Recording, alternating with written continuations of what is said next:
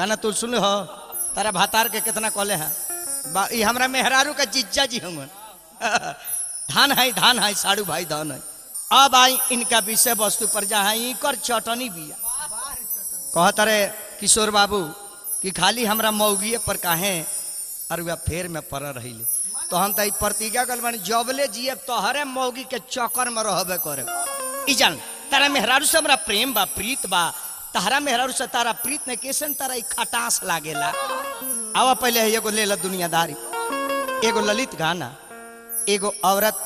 ओकर पति गावना कई गावना करा के घर में लिया देले तले लेटर आ गई त नौकरी पर चल गई औरतिया रहल 2-4 महीना लेकिन देवरा तनी मन राड रहे। अब औरतिया से लागल ठिठोली करे भौजैया से एक दिन सोचल कि भाई घर में रह के डांटे लेने के तो नैहर भाग गई। नैहर जब चल गई मर्दा जब सुनस के हमार औरत गौने आई ला भाग गई तो ससुररिया मर्दा फोन कैलस तो औरतिया फोनवा लेके चल गई पीछूती आ कहती जे बेकार हुआ खिसियाइले हम भागल थोड़ी बानी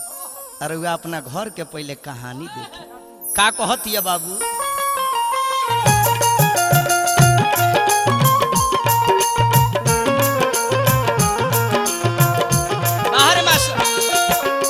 कहतिया का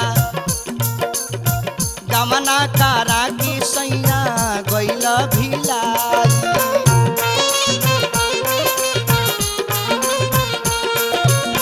गमना कारा की सैया गइल भिलाई मोबाइल पर कहतिया छोटका भैया ताहार करेला ढिठाई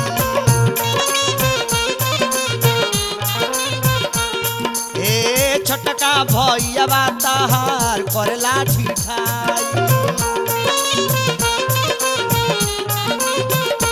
जला सुतल में घरावा में ढूक राजा जी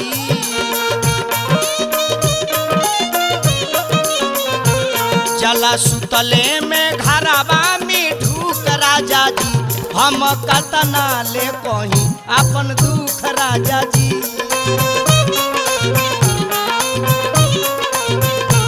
हम कतना ले कहीं अपन दुख राजा जी। ए गमना करा के सैया गइल भिलाई हे छोटका भैया तोहार करेला ढिठाई जला सुतले में घरवा में ढूक राजा जी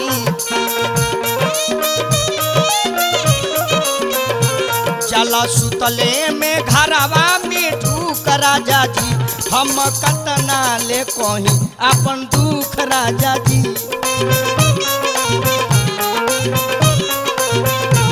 हम कतना ले कहीं अपन दुख राजा जी।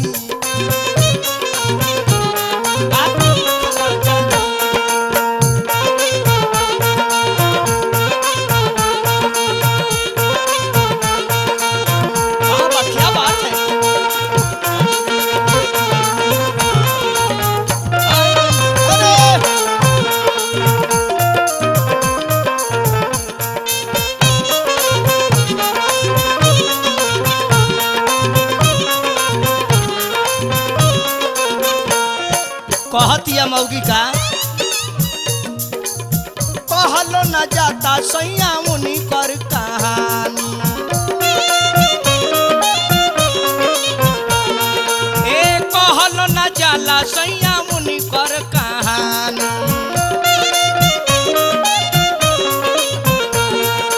ए बोलला पर हमरा से करस मन मानी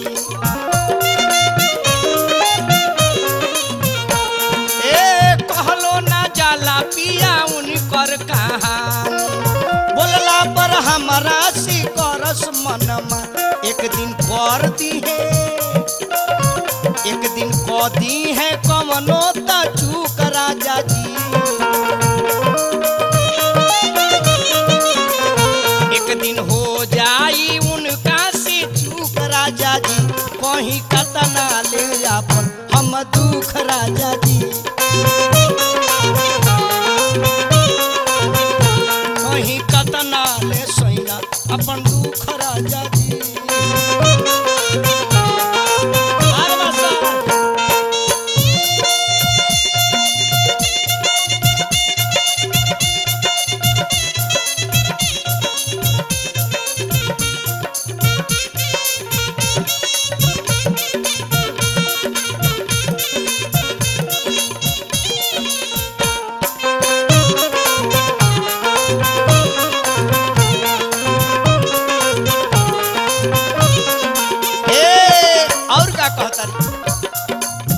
बाड़े तीवरवा सैया बाराया भागा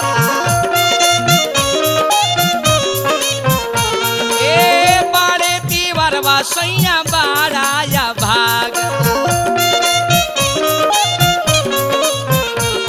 ए टटला पर मानस नहीं बाड़े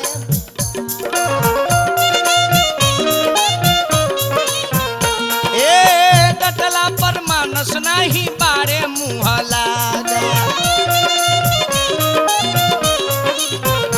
उनका पहले तो बावे लुखूत राजा जी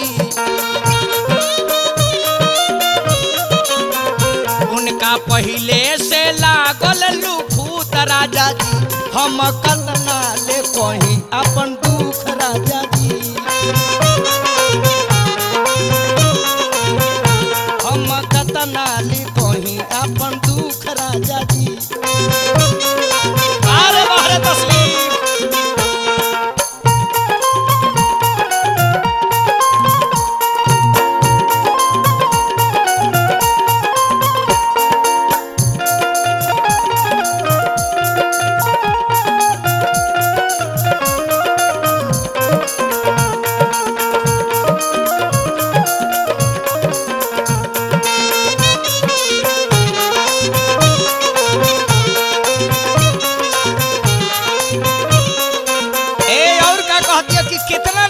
फोन पर बताई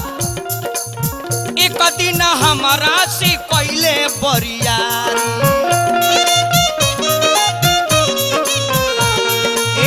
एक दिन हमारा से कोइले बरियारी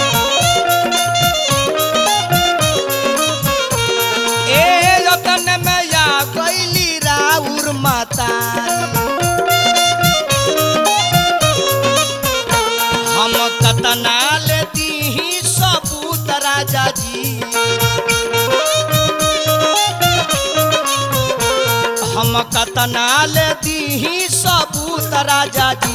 अब कतना ले कहीं अपन दुख राजा जी।